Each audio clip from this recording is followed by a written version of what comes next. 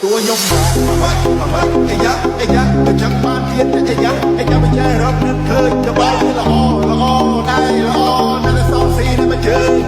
โอ้เน่เน่ก็ไม่จะต้องแมนคนแม่สู้เด็ดก็มาปุ่มเน่รบนั้นก็ไม่ทีทำตาแม่เด็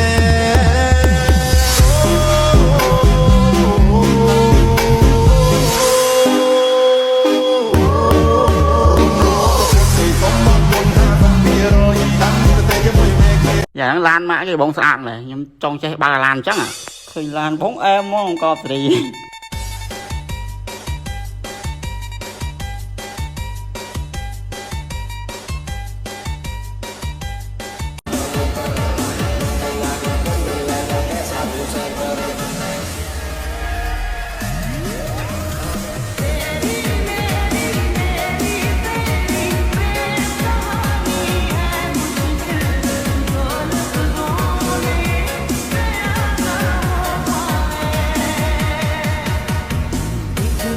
ดูสไลด์เมย์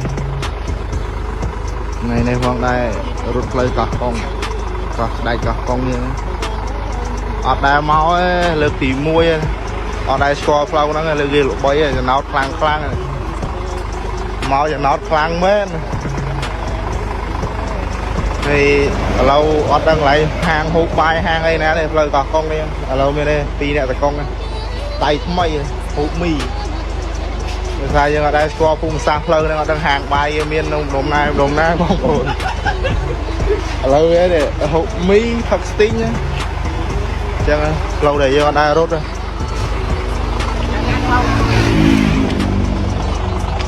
lâu cho hộp mì hay chơi như tiền lẻ rồi như lẹ bán thôi vậy.